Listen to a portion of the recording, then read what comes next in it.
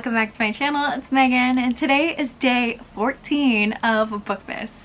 And that means we are over halfway there to Christmas and almost halfway there through December. Now today's video is books I would gift. So that means not necessarily my favorites, even though most of my favorites or two of my favorites are in here. I think that these are books that are good, like, beginner books for people who aren't necessarily super into reading. I think that these are good gateway books for each genre I'm going to cover. Our first one is YA fantasy. And I'm just gonna go ahead and get it out of the way. You guys already know it's on the list here. I actually put it pretty low in the pile. Hold on. You guessed it. Crown of Feathers, my favorite book of all time by Nikki Palpretto.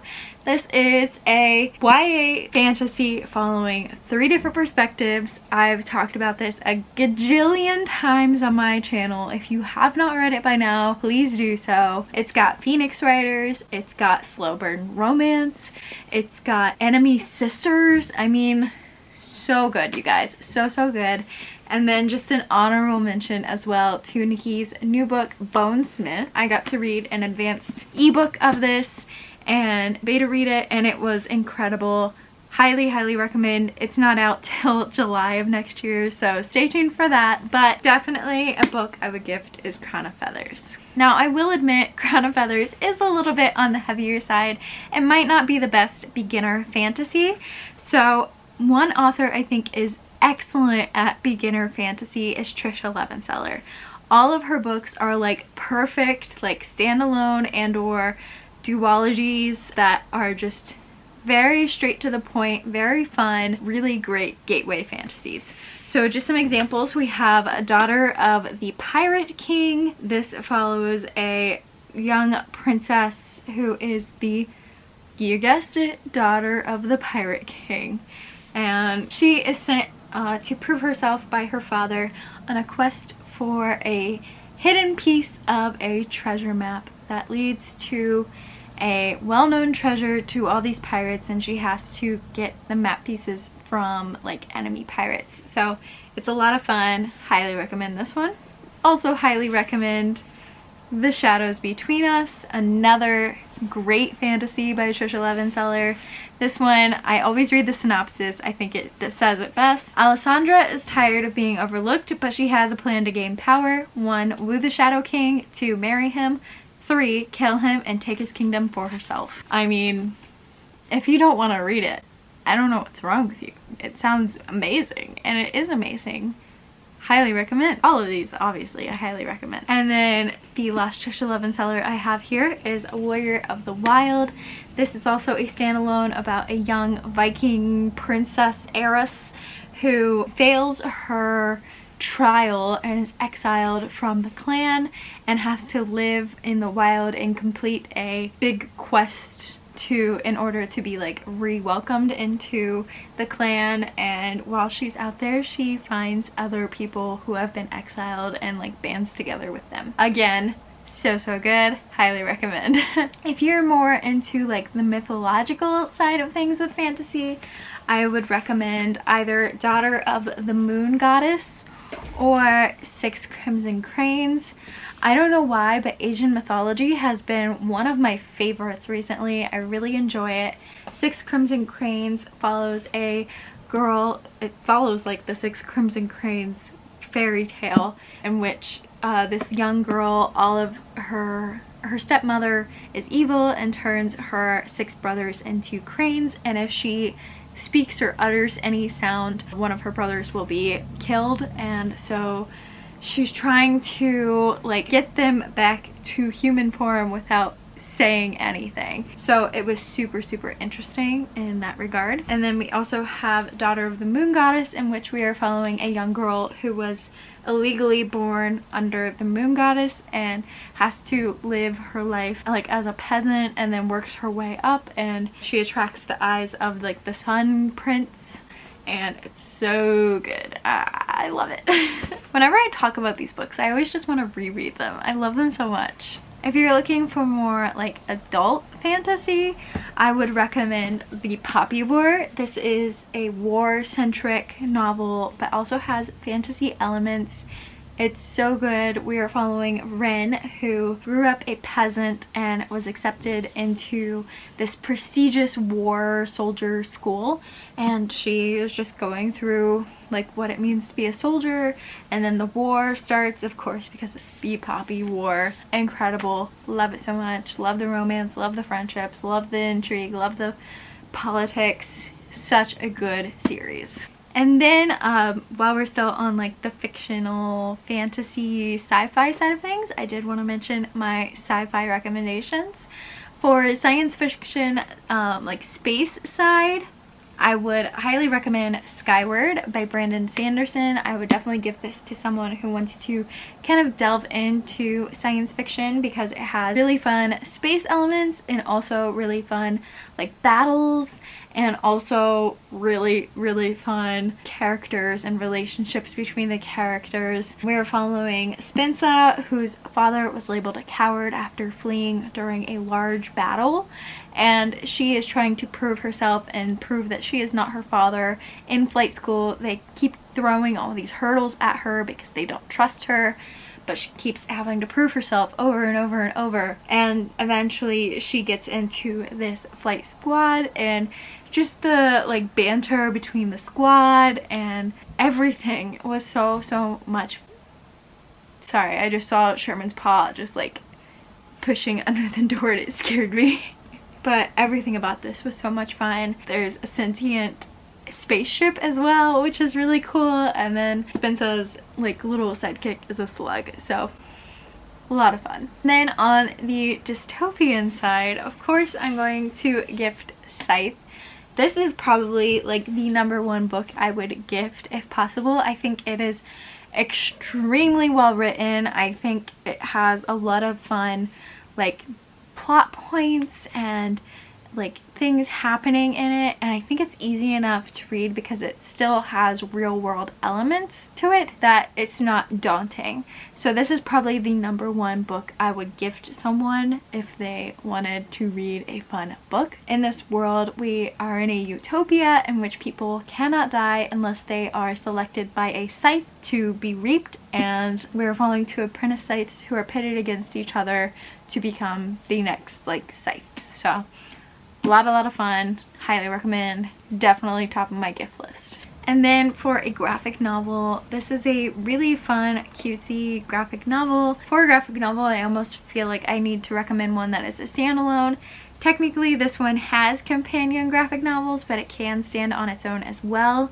But I would recommend the Tea Dragon Society. I talk about this all the time, but it is absolutely fantastic. It's got fantasy elements, it's got diversity, extreme diversity. I love it so much. There is like sexual orientation diversity, there is physical capability diversity, like one of our characters is in a wheelchair, one of them uses sign language, just diversity as well with like creatures and races and all of that sort of thing. It's beautifully written. Such a cute little story. Not only is it a good story, but it has like a good meaning behind it, and I just think it's adorable. The artwork is incredible. Definitely a graphic novel I would gift. Then more on like the contemporary side, this I put under like the thriller horror genre, but it's technically more of a contemporary suspense. I just don't really read a lot of thriller horror, so this is about as horror scary as it gets, other than like a few horror fantasy I have. But it's Tiffany D. Jackson's Grown.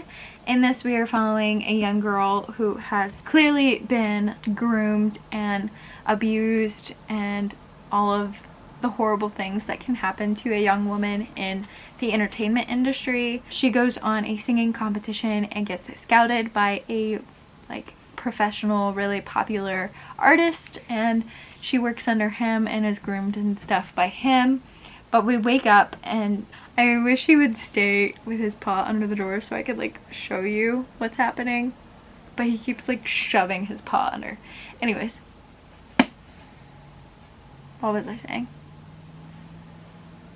when the story opens, it's her waking up like in a pool of blood, and it's like the story unfolding over time with her just like figuring out what happened and why she's in this pool of blood currently. So it's like flashes back and forth between normal, like current time, and then like flashbacks. So it's a really good, really intense, really important read.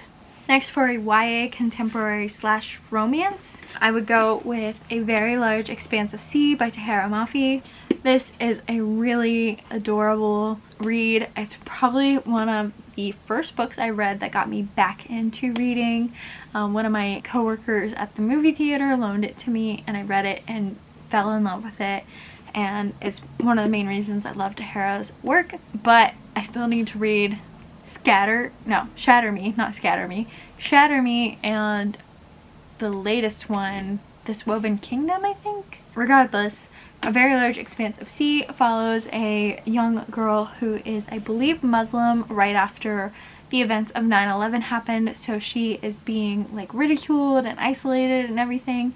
However, her and the like all-American basketball captain, blonde hair, blue-eyed white boy develop like a romance, and it's just going through like what it means to have a multicultural or biracial romance in a time of such like tension. And I think it's really, really good. Highly recommend. Next, for adult romance, a little bit more on the cozier side than some of the others I've mentioned, I would highly recommend the trilogy by Farrah Shawn. I don't know what the trilogy is actually called, and I don't own the third book. Still recommend it though. We have The Boyfriend Project and The Dating Plan in hand, and we are following 3 girls who ended up dating the same guy, and they get together and become best friends through that horrible cheating relationship with that guy. And we're following each of those 3 girls' new relationship and their new romance. So in this one, we are following Samaya, who is, I think, IT or works for some tech company, and she starts dating one of her coworkers. In this one, we are following Taylor, who is a like fitness trainer, and she ends up fake dating a young man who had to like take time off from athletics and is trying to come back, but he's trying to hide that he's coming back, so they're fake dating. Instead of saying that he's seeing a trainer, he's seeing his girlfriend, that sort of thing. And then the third one is I think her name is London, if I remember correctly,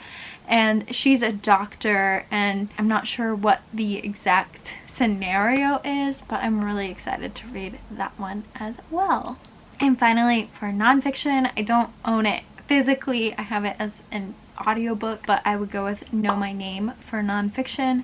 This is following the young woman who was sexually assaulted. I don't even want to say his name. It follows the like sexual assault trial and what it means to be a victim of sexual assault, and how you're taken, whether that be like if you're taken seriously or just kind of, oh, you're just playing victim, and just everything that she went through being a victim of sexual assault. So important, so hard to get through. Definitely a lot of trigger warnings. Definitely be prepared going into that, but I think it is a very important read, and everyone should go read Chanel's book. So those are all the books I would gift. Now I just need to find some friends to gift them to. I have friends. We'll be fine. We'll be fine. But regardless, I hope you guys enjoyed this video. Let me know what books you would gift to your friends down below, and I'll check you tomorrow. I believe tomorrow is going to be all of my childhood books I just brought back from my parents' house. I wanted to show them to you guys. So that is tomorrow's video, and I'll see you then. Bye, friends.